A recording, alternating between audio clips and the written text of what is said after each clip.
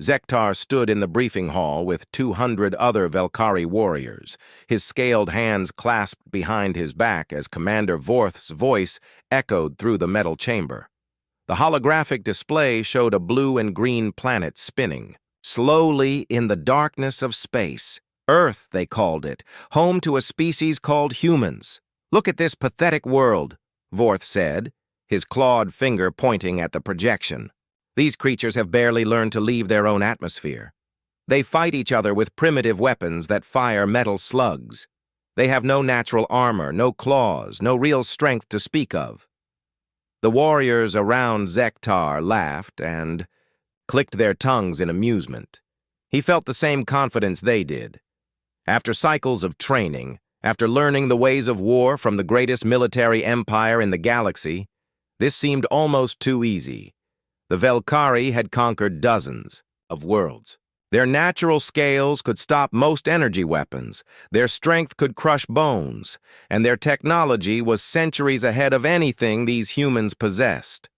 "The humans average 1.7 meters in height," Vorth continued, manipulating the display to show anatomical scans. "They weigh between 60 and 90 kilograms. Their skin is soft tissue that tears easily. They require constant nourishment and rest. They live barely 100 of their years before dying of natural causes." More laughter filled the hall. Zektar himself was nearly 3 meters tall and weighed over 200 kilograms of pure muscle and bone.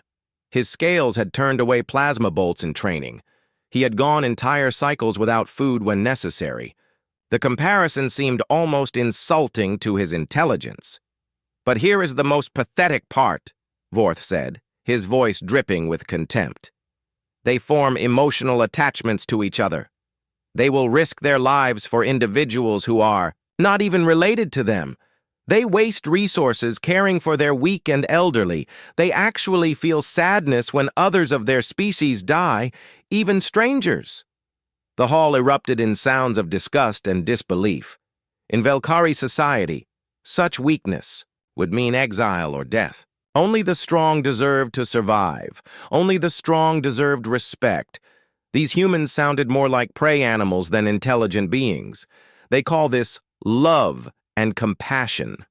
Vorth spat the foreign words like they tasted bad. "It makes them weak. It makes them hesitate. It makes them easy targets for proper warriors like ourselves."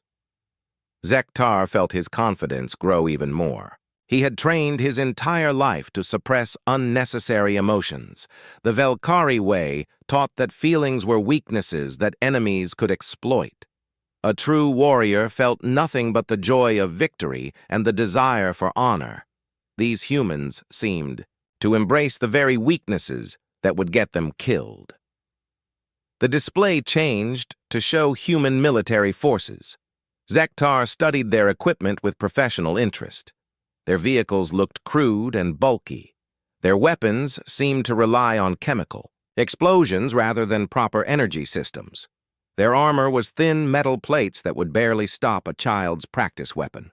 "Intelligence reports indicate they have approximately 7 billion individuals on their planet," Vorth said. "But do not let the numbers concern you.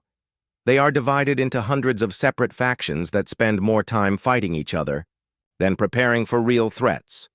They waste their resources on art, entertainment, and caring for those who cannot contribute to society." Zektar shook his head in amazement. 7 billion beings who could not unite even when facing external threats. The Velkari Empire had unified their entire species under one banner. They had eliminated the weak and embraced strength. They had built the greatest military force the galaxy had ever seen. These humans seemed to have done the exact opposite of everything that made sense. "Your mission is simple," Vorth continued. "Land, eliminate all resistance, and prepare the planet for colonization. Intelligence estimates the entire operation will take no more than 30 rotations. The humans will likely surrender once they realize how outmatched they are." The projection showed landing zones across the human world. Zektar memorized the coordinates for his assigned area, a region the humans called Colorado. According to the briefing materials, it contained several population centers and military installations, nothing that seemed particularly challenging. "Remember," Vorth said, his yellow eyes scanning the assembled warriors. "These are not proper opponents. They are an infestation to be cleared. Do not waste time trying to understand their strange behaviors. Do not let their emotional displays confuse you. They may beg, they may cry, they may try to bargain. This is all weakness masquerading as strategy." Zektar nodded along with his fellow warriors. The concept of begging for one's life seemed foreign to him. A true warrior would die fighting rather than show such pathetic behavior. If these humans would rather plead than fight, it would make the conquest even easier than expected. "The Empire has chosen you because you are the finest warriors of your generation," Vorth continued. "But do not become overconfident. Follow protocol, maintain formation, and remember your training. Even prey animals can be dangerous if cornered." The briefing ended with tactical assignments and equipment distribution. Zektar received his plasma rifle, his combat armor, and his communication gear. Everything felt familiar and reassuring in his hands. He had trained with these weapons for cycles. He knew exactly how to use them effectively. In the barracks that night, Zektar and his squad mates discussed the upcoming mission. Most seemed excited about the prospect of easy glory. A few worried that the conquest would be over too quickly for them to prove themselves. None seemed concerned about the actual fighting. "I heard some of the humans keep smaller humans as companions," said Krelvar, a warrior from Zektar's home region. "They call them children, and apparently will die to protect them, even though the young ones cannot fight or contribute anything useful." "Madness," replied Jeknoth, cleaning his weapon with practiced movements. "What kind of species wastes warriors protecting non-combatants? It violates every principle of survival." Zektar agreed. In Velkari society, the young learned to fight as soon as they could walk. Those who could not master combat were assigned to support roles or simply left behind. The idea of adults dying to protect children who had not yet proven their worth seemed like the ultimate example of human weakness. "I almost feel sorry for them," Zektar said, though he was not entirely sure he meant it. "They never had a chance to develop into proper warriors. Their whole civilization seems designed to create weakness instead of strength." The transport ships hummed with energy as they prepared for departure. Zektar felt the familiar excitement that came before battle, mixed with something he could not quite identify. Perhaps it was disappointment that his first real combat mission would be against such pathetic opponents. He had hoped to test himself against worthy enemies, not whatever these humans would prove to be. As the fleet moved toward the blue and green world, Zektar stared out through the viewport at the approaching planet. Somewhere down there, 7 billion humans went about their daily lives, completely unaware that their world was about to change forever. They probably felt safe behind their primitive defenses, never imagining that real warriors were coming for them. Soon, Zektar thought, they would learn what it meant to face the Velkari Empire. Soon they would understand the difference between their emotional weakness and true military strength. Soon, this whole pathetic species would be nothing, more than a footnote in the Empire's long history of conquest. He had no idea how wrong he was about everything. The landing pods hit Earth's surface with thunderous impacts that shook the ground for kilometers around. Zektar felt the familiar rush of combat as his pod's doors blasted open, revealing the alien landscape of the human world. The sky was blue instead of the familiar purple of home, and the air tasted strange in his breathing apparatus. His squad moved out in perfect formation, plasma rifles ready, scanning for immediate threats. The landing zone was in what intelligence had called a rural area, with scattered human structures visible in the distance. Everything looked exactly as primitive as the briefings had suggested. The buildings were made of simple materials like wood and metal, not the reinforced compounds of a proper civilization. "Target acquired," reported Krelvar through the communication system. Human military installation, bearing 270, distance approximately 3 kilometers. Zektar could see the installation through his weapon's scope. It looked pathetic compared to Velkhari military bases. Low walls, simple watchtowers, and what appeared to be ground vehicles that ran on wheels instead of proper hover technology. The humans manning the defenses moved with the slow, clumsy movements of beings who had never faced real combat. The attack began exactly as planned. Velkhari plasma weapons tore through human defenses like they were made of paper. The humans, primitive kinetic weapons, made loud noises and flashes of light, but their metal projectiles simply bounced off Velkhari armor or missed entirely. Within minutes, the military installation was in ruins. Zektar advanced through the smoke and debris, expecting to find the usual aftermath of conquest. Dead enemies, destroyed equipment, maybe a few survivors hiding in corners. Instead, he found something that made him pause in confusion. A human soldier lay trapped under a collapsed beam, clearly wounded and unable to move. But instead of begging for mercy or crying out in pain, the soldier was trying to speak into a small communication device. As Zektar approached, he could hear the human's words. "Command, this is Jake Murphy at Firebase Delta. We're overrun, but there are civilians in the town below. You need to evacuate them before these things get there. Forget about us. Just get the civilians out." Zektar stopped and stared down at the trapped human. Jake Murphy looked up at him with eyes that showed pain, but no fear. Instead of pleading for his life, the human asked, "Are you going to hit the town next? There are families there, kids who can't defend themselves." This was not the behavior Zektar had been told to expect. According to Velkhari intelligence, humans would collapse into emotional weakness when faced with superior force. They would abandon their posts and run. They would certainly not be concerned about other humans who were not even present. "Why do you care about others when you are dying?" Zektar asked, though he was not sure why he bothered to speak to the human at all. Jake Murphy coughed, blood running from his mouth, but managed to answer. "Because that's what makes us human. We look out for each other." Before Zektar could process this response fully, his communication system crackled with reports from other squad members. They were encountering unexpected resistance in the town, not from military forces, but from civilians who were fighting back instead of fleeing. Zektar left the trapped soldier and moved toward the population center. What he found there challenged everything he thought he knew about human behavior.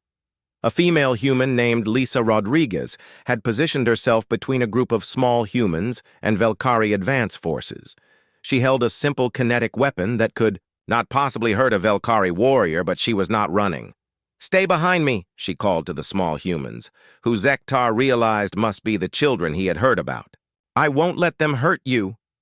One of Zektar's squad mates, Jack Noth, aimed his plasma rifle at the female. "Move aside, creature, or be destroyed with them." Lisa Rodriguez did not move. "Over my dead body." "That can be arranged," Jeknoth replied, charging his weapon. But something about the scene made Zektar uncomfortable. The female was clearly terrified. He could see her hands shaking and sweat running down her face. But she stayed in position anyway, placing herself between his squad and the defenseless young humans behind her. In Velkhari society, only the bravest warriors would stand against impossible odds. Yet here was a civilian who had probably never seen combat before, showing the kind of courage that Velkhari commanders used as examples in training. "Why do you not run?" Zektar found himself asking. "You cannot defeat us. You will die uselessly." Lisa Rodriguez looked directly into his eyes. "These kids deserve a chance to grow up. If my death gives them even a few more minutes to escape, then it's not useless." The words hit Zektar like a physical blow. In all his training, in all the stories of Velkhari heroes, the motivation was always personal honor and glory. Warriors fought for their own reputation, their own advancement, their own survival. The idea of dying for others, especially for the weak and defenseless, was completely foreign to him. One of the small humans, a boy who could not have been more than 10 years old, tugged on Lisa Rodriguez's clothing. "Miss Lisa, you should run too. We can hide." "No, Danny," she replied, without taking her eyes off the Velkhari warriors. "Sometimes grown-ups have to stay and fight so kids can be safe." Zektar watched as other humans throughout the town displayed similar behavior. An elderly man named Frank Wilson used his own body to shield wounded civilians from plasma fire. A teenage girl called Amy Foster organized evacuation routes for families with children, staying behind to make sure everyone else got out first. A maintenance worker named Rick Santos drove his vehicle directly into a Velkhari advance position, sacrificing himself to destroy their equipment. None of it made sense according to everything Zektar had been taught about warfare and survival. These humans were not just failing to act like the weak prey animals described in the briefings. They were acting like the heroic warriors from Velkhari legends, the ones who chose honor over life and duty over personal safety. The conquest of the town succeeded, of course. Superior technology and training could not be overcome by courage alone. But the victory felt different than Zektar had expected. Instead of the satisfaction of defeating worthy enemies or the contempt of crushing weaklings, he felt something he could not identify. That night, as his squad made camp in the ruins of what had been a human school, Zektar found himself thinking about the trapped soldier Jake Murphy. The human had been more concerned about protecting others than saving himself. Even facing certain death, his priority had been the safety of civilians he would never meet. Krelvar noticed his distraction. "You seem troubled, squad mate." "The day went well. We eliminated resistance with minimal casualties to our forces." "The humans did not behave as intelligence predicted," Zektar replied. "They fought harder than expected. They showed no fear." "Fear?" Jeknoth laughed. "Did you not see how they trembled? Did you not hear their voices shake? They were terrified." "But they fought anyway," Zektar pointed out.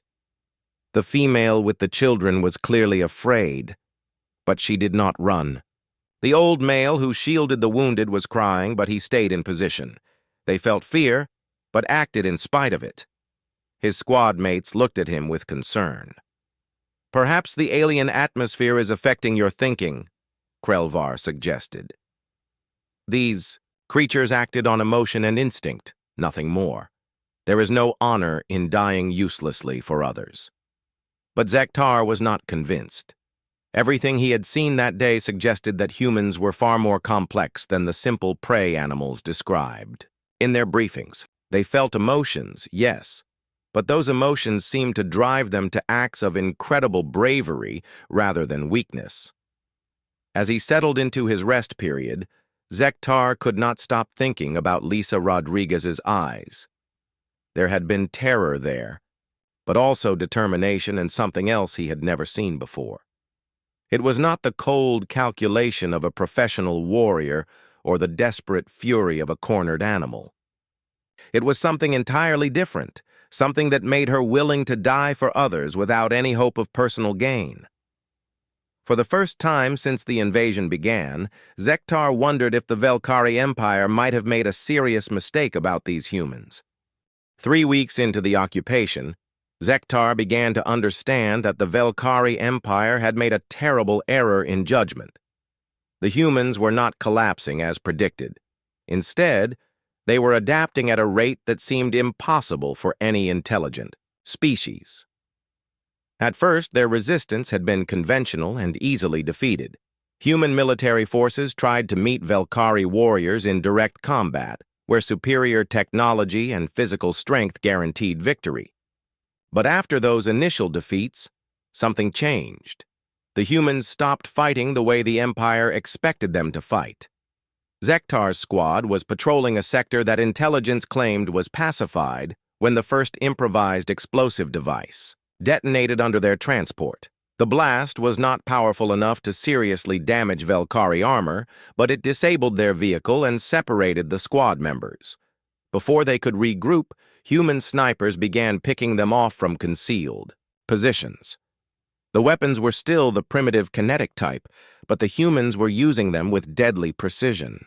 They aimed for joints in the armor, for sensor arrays, for anything that might create weakness. More disturbing was their apparent knowledge of Velkhari anatomy. Somehow, they had learned exactly where to place their shots for maximum effect. How? Do they know our weak points? Krelvar demanded over the communication system as he took cover behind rubble. This information should not exist in their databases.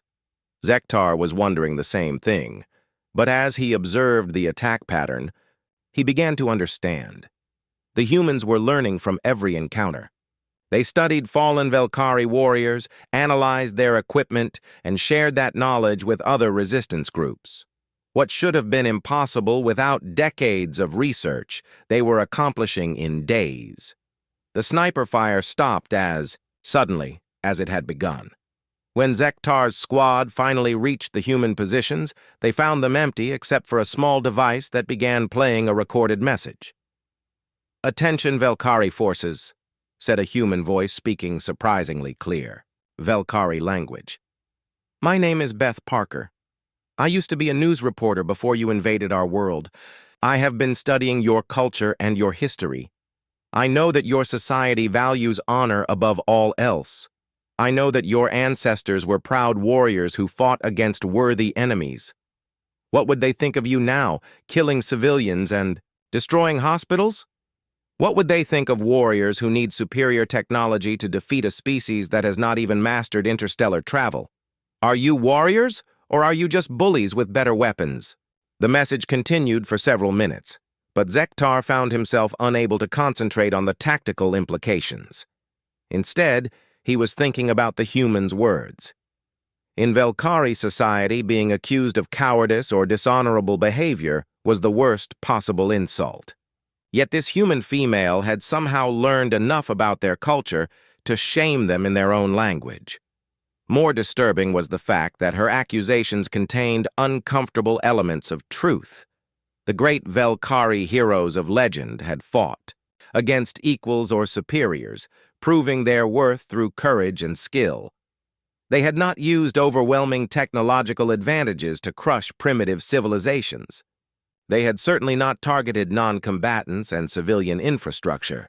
Reports from other sectors confirmed that the human resistance was evolving rapidly across the entire planet.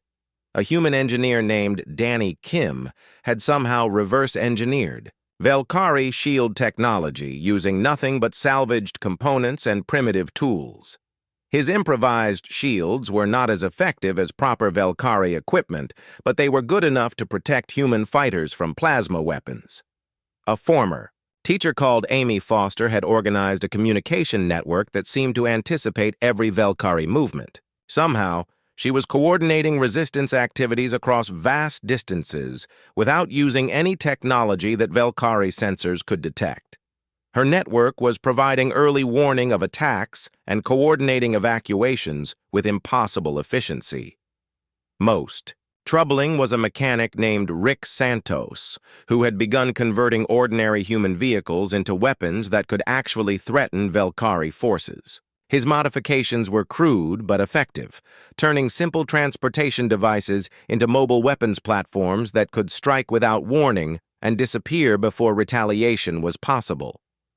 But it was not just the tactical adaptations that disturbed Zektar. It was the psychological warfare that the humans were beginning to employ. They had somehow obtained personal information about Velkhari warriors and were using it in ways that no military manual had prepared them for. During one operation, Zektar's communication system was hacked by human resistance fighters. Instead of threats or demands, he heard recordings of Velkhari younglings singing traditional songs from his home region. A human voice then provided detailed information about his family, his childhood, his training instructors, even his favorite foods from home. "We know who you are, Zektar of the Mountain Clans," the voice said. "We know about your parents, your siblings, your friends back home. We know you trained under Master Kothmel and that you won the youth combat trials 3 cycles running. We know you are not an evil being, You are a soldier following orders, just like our soldiers were before you killed them. But ask yourself this question. If the situation were reversed, if alien invaders came to your world and killed your family, what would you want the rest of the galaxy to think of you? Would you want them to remember you as someone who fought for his people, or as someone who followed orders to murder innocents? The message was accompanied by images of Velkhari families, including some that Zektar recognized from his own community. But these were not intelligence photos or military surveillance. These were personal images that showed Velkhari going about their daily lives, caring for their young, celebrating festivals, mourning their dead. The humans were somehow showing him his own people through their eyes, as individuals rather than as conquering enemies. Similar psychological attacks were being conducted against Velkhari forces across the planet. Humans were broadcasting the names and personal histories of fallen warriors, talking about their families and their lives before the war. They were sharing stories of Velkhari culture and traditions, showing respect for their enemies even while fighting against them. The effect on morale was devastating. Velkhari warriors began questioning orders, hesitating in combat, even deserting their posts. The humans were not just learning to fight more effectively, they were learning to think like their enemies and use that knowledge to undermine the invasion from within. Zektar found himself having dreams about the humans he had killed in those first days of the invasion. But they were not the nightmares of fear that he had expected. Instead, they were dreams where the dead humans spoke to him, asking him questions about his life, his beliefs, his reasons for fighting. They did not seem angry or vengeful. They seemed genuinely curious about him as an individual. The most disturbing dream involved Lisa Rodriguez, the female who had tried to protect the human children. In the dream, she asked him about his own childhood, about whether anyone had ever protected him when he was young and vulnerable. She wanted to know if he had ever felt the kind of love for others that had made her willing to die for strangers. When Zektar tried to explain Velkhari culture, tried to justify his actions, based on military necessity and imperial orders, she listened without judgment. Then she asked the question that haunted him most. If protecting the weak is wrong, then why does doing it feel so much like what your own heroes would have done? Zektar had no answer for that question, either in his dreams or in his waking hours. The humans were not just defeating Velkhari forces through superior tactics or technology. They were defeating them by forcing them to see themselves through human eyes, to question everything they believed about strength, honor, and the meaning of warfare. For the first time in his life, Zektar began to wonder if the strong were always right simply because they were strong. For the first time, he began to consider the possibility that the Velkhari Empire might be wrong about everything. The order came down from high command on a cold morning that reminded Zektar too much of winters on his home world. The human resistance had grown beyond what the Velkhari Empire could tolerate. Conventional military targets were no longer sufficient. Commander Vorth gathered the remaining squad leaders in what had once been a human government building.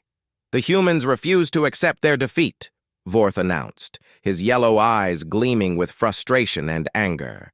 They continue to resist despite suffering massive casualties. They continue to fight despite having no hope of victory. Their irrational behavior is delaying our schedule and embarrassing the Empire. Zektar listened with growing unease as Vorth outlined the new strategy. They would begin targeting what the humans called soft targets, their cultural sites, their medical facilities, their educational centers. The goal was to break human morale by destroying everything they valued most. These creatures seem to care more about their art and their sick than they do about their own lives, Vorth continued. Very well. We will use their weakness against them. We will show them the cost of continued resistance. The first target was a human medical facility that intelligence had identified as treating both human and captured Velkhari wounded. According to the briefing, the humans were wasting resources on prisoners who should have been executed as a matter of efficiency. The facility was defended by only a handful of human security personnel and posed no military threat. Zektar's squad was assigned to the assault team. As they approached the building, he found himself hoping that the humans would surrender quickly. The idea of fighting in a place dedicated to healing felt wrong in ways he could not fully understand. The human guards were eliminated quickly and efficiently. They fought with the same desperate courage that Zektar had come to expect, but they were hopelessly outmatched. Within minutes, the building was secured, and the assault team was moving through the corridors. What Zektar found inside challenged every assumption he had about human nature. The medical facility was not just treating human wounded. There were dozens of injured Velkhari warriors receiving the same care as human patients. The human medical staff was working to save the lives of the very beings who had invaded their world. A human doctor named Elena Martinez approached him without showing any fear. She was clearly exhausted, with stains on her clothing that looked like both human and Velkhari blood. But her eyes were alert and focused. "Are you here to evacuate your wounded?" she asked in carefully pronounced Velkhari language. "We have been doing our best to treat them, but they need specialized care that we cannot provide." Zektar stared at her in confusion. "You have been treating Velkhari prisoners?" "We have been treating patients," Elena Martinez replied. "That is what medical professionals do. We help anyone who needs help, regardless of what species they are or what uniform they wear." Before Zektar could respond, a small human approached him with something in his hands. The child could not have been more than 8 years old, with dark hair and curious eyes that showed no fear of the massive alien warrior towering over him. "Are you a soldier?" the boy asked in simple Velkhari words, clearly struggling with the pronunciation. "Yes," Zektar replied, not sure why he was bothering to speak to a human child. The boy held up a piece of paper with crude drawings on it. "I made this for you and your friends. My mom says you are far from home and probably miss your families." Zektar took the paper and studied it. The drawing showed stick figures that were clearly meant to represent humans and Velkhari standing together under what appeared to be a sun. At the bottom, in carefully written letters, were the words "Friends Forever" in both human English and an attempt at Velkhari script. "My name is Bobby Chen," the boy continued. "What is your name?" "Zektar," he replied automatically, still staring at the drawing. "That is a nice name," Bobby Chen said. "Are you going to help the doctors take care of the hurt people?" Before Zektar could answer, Commander Vorth's voice echoed through the corridor. "All personnel, prepare for facility sterilization. Eliminate all humans on the premises. Medical equipment is to be destroyed to prevent future aid to resistance. Fighters!" Elena Martinez looked at Zektar with sudden understanding. "You are not here to evacuate your wounded. You are here to kill us." Zektar felt something breaking inside his chest. The human doctor had been caring for his own people, risking her life to heal enemies who would have killed her without hesitation. The child had offered him friendship and art, seeing him as a person rather than an invader, and his orders were to murder them both. "Please," Elena Martinez said, not for herself, but gesturing toward the patients around them. "At least let us finish treating the wounded, your people and ours. They need medical attention." "The orders are clear," Zektar replied, but his voice sounded strange even to himself. Bobby Chen tugged on his armor plating. "Mr. Zektar, are you sad? You look sad like my dad did when Grandpa got sick." Zektar looked down at the child, who was trying to comfort him, an enemy warrior who had come to destroy everything the boy knew and loved. In that moment, he understood something that all of his military training had never taught him. The humans were not weak because they cared for each other. They were strong because of it. Commander Vorth entered the medical bay with a squad of warriors, plasma rifles charged and ready. He surveyed the scene with cold satisfaction. "Excellent. We have a good collection of targets here. Execute all humans immediately." Elena Martinez stepped forward, placing herself between the Velkari, weapons, and her patients. I am Dr. Elena Martinez. Under the Galactic Conventions of Warfare, medical facilities and personnel are supposed to be protected. We are treating your wounded as well as our own. Galactic conventions apply only to civilized species, Vorth replied. You are vermin, to be exterminated. Vorth raised his weapon toward the doctor. Bobby Chen, still clutching his drawing, moved to stand beside her. Other human medical staff stepped forward as well, forming a human shield around their patients, both human and Velkari. Stop, Zektar said, the word coming out before he could think about it. Vorth turned to look at him with surprise. What did you say? I said stop. Zektar raised his own weapon, but instead of pointing it at the humans, he aimed it at his commander.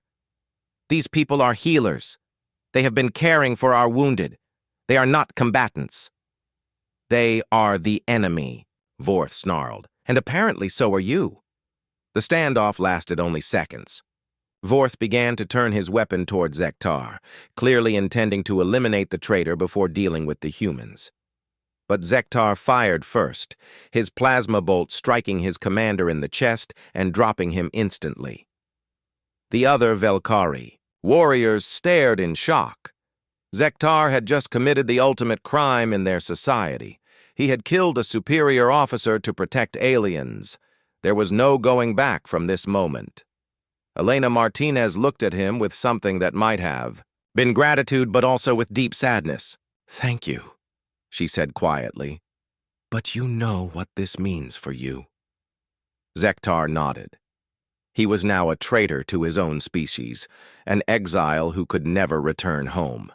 His family would be shamed, his name would be erased from military records, and he would be hunted by every Velkari warrior in the galaxy. Bobby Chen approached him again, still holding his drawing. Mr. Zektar, are you in trouble because you helped us?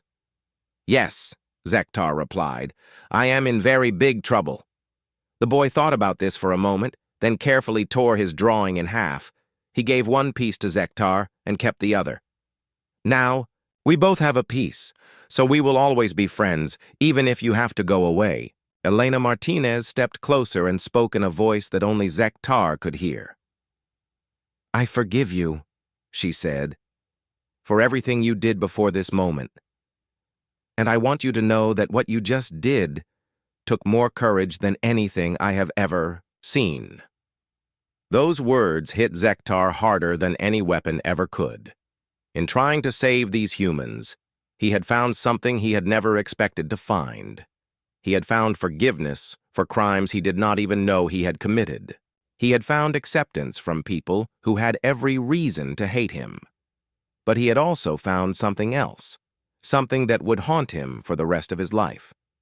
He had found the knowledge that he could have made this choice from the very beginning. He could have refused to participate in the invasion. He could have protected the innocent instead of killing them. He had found the terrible understanding that every human who had died at his hands had died unnecessarily, and no amount of forgiveness could ever undo that truth. 23 years had passed since the war ended, but Zektar still woke up every morning with the weight of memory crushing down on him like gravity from a heavier world. The human colony of New Haven was peaceful in the early dawn light, its simple buildings and carefully tended gardens a stark contrast to the massive military installations he remembered from his old life. He lived alone in a small dwelling on the outskirts of the settlement, close enough to be part of the community, but far enough away that his presence did not make the humans uncomfortable. Some of them had learned to accept him over the years. Others still crossed the street when they saw him coming. He could not blame them for either reaction. Steve Johnson, the colony administrator, had been one of the first to treat him with something approaching normalcy. Steve had been a soldier during the war, had lost friends to Velkari weapons, but he understood the difference between justice and revenge. When Zektar had first arrived on New Haven as a refugee, it was Steve who had argued for giving him a chance. Everyone deserves a chance to be better than their worst moment, Steve had said at the community meeting where they decided Zektar's fate. He could have stayed with his people and continued fighting. Instead, he chose to protect our doctors and children. That has to count for something. Karen Walsh, the security chief, had been less convinced. She had seen too much death during the war to forgive easily. But over the years, as Zektar worked quietly in the colony's maintenance division and never caused trouble, even she had begun to treat him with professional courtesy. The work was simple and suited him. He repaired broken equipment, maintained power systems, and helped with construction projects that required his natural strength. It was peaceful work, productive work, the kind that built things instead of destroying them. But it did not quiet the voices in his head. Every day, he remembered faces. Jake Murphy, the soldier who had been more concerned about protecting civilians than saving his own life. Lisa Rodriguez, who had stood between death and a group of children she barely knew. The dozens of other humans whose names he had learned, too late, whose lives he had ended before understanding what those lives meant. But it was not just the dead who haunted him. It was the living as well.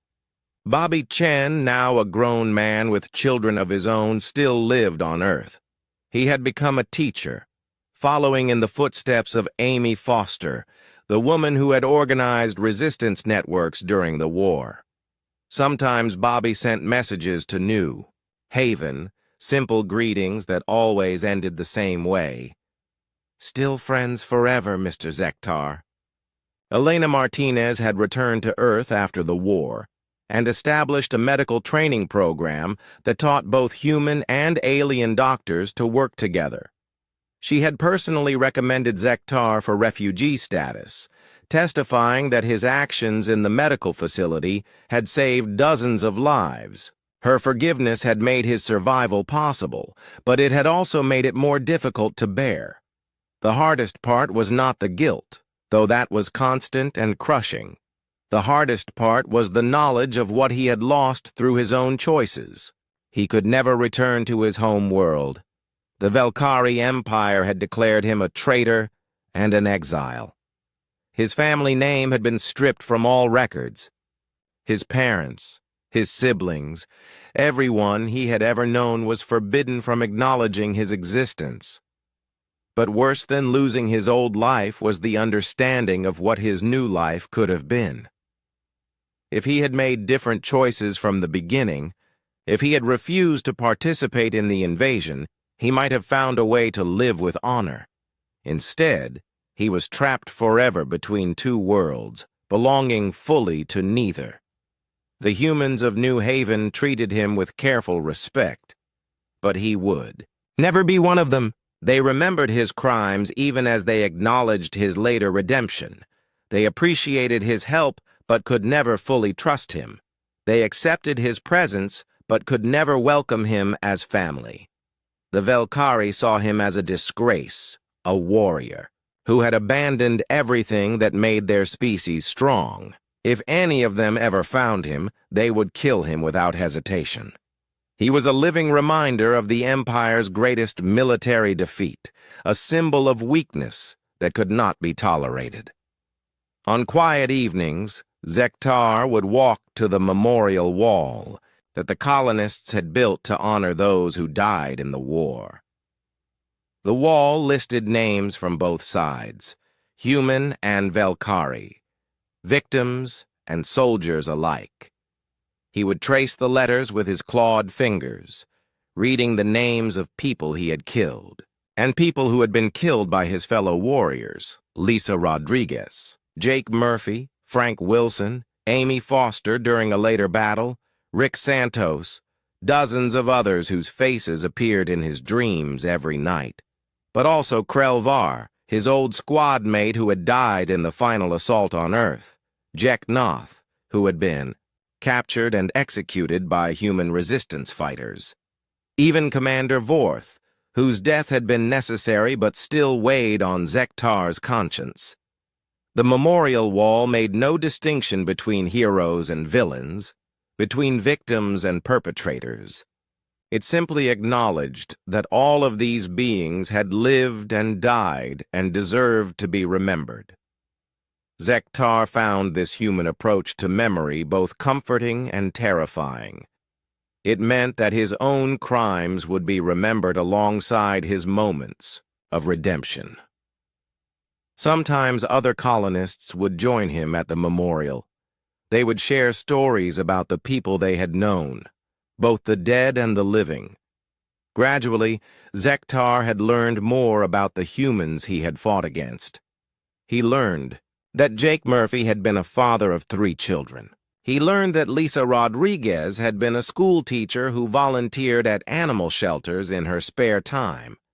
He learned that Frank Wilson had been a veteran of human wars who suffered from what they called post-traumatic stress, but still chose to protect others. These stories made his guilt deeper, but also more meaningful. The humans he had killed were not abstract enemies or military targets.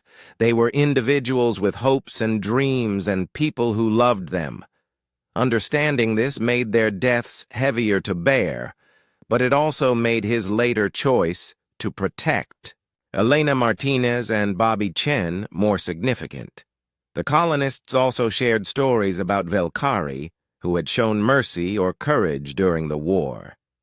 They remembered individual warriors who had helped human civilians escape or who had treated prisoners with dignity. They understood that not all of his people were monsters, just as he had learned that not all humans were weak. But for Zektar, these distinctions mattered less than the central truth that haunted every moment of his existence. He had been given the choice between right and wrong, between protecting the innocent and following orders, between being a warrior and being a killer. He had made the wrong choice for most of the war, and he had made the right choice only when it was almost too late. On the anniversary of the war's end, the colony held a ceremony of remembrance. Humans and the few alien refugees who lived on New Haven would gather to honor the dead and to commit themselves to building a better future. Zektar always attended, standing at the back of the crowd, listening to speeches about forgiveness and redemption and the possibility of peace. This year, as every year, Bobby Chen approached him after the ceremony. Bobby was now 31 years old, a teacher with 2 small children of his own. He still carried the same half of the drawing that Zektar had given him all those years ago, now carefully preserved in a protective frame. "Mr. Zektar," Bobby said, using the same respectful tone he had used as a child. "Thank you for coming today." "Thank you for still speaking to me," Zektar replied, the same exchange they had every year. Bobby's children, a boy and a girl, who looked remarkably like their father had at that age, peered out from behind him with curious eyes. They had grown up hearing stories about the war, but to them, Zektar was simply part of their community, the large alien who fixed broken things and attended memorial services. "Uncle Zektar," the little girl said, using the title that Bobby had taught her. "Daddy says you are very brave." Zektar knelt down to her level, his massive frame making the small human seem even more fragile. "Your daddy is the brave one," he said. "He offered friendship to someone who did not deserve it." "Everyone deserves friendship," the girl replied, with the absolute certainty that only children possessed. As Bobby and his family walked away, Zektar remained by the memorial wall. The names stared back at him in the fading light, a permanent record of the cost of the choices he had made. He traced Lisa Rodriguez's name one more time, remembering her eyes in those final moments, the way she had looked at him without hatred even as she prepared to die. Elena Martinez had told him that he was forgiven. Bobby Chen still called him friend. The colonists of New Haven had given him a place to live and work that gave meaning to his existence. But forgiveness from others could not undo the past or quiet the voices of the dead.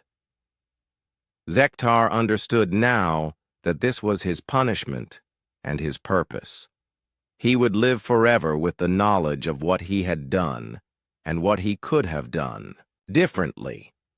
He would carry the weight of every life he had taken and every moment he had chosen wrong.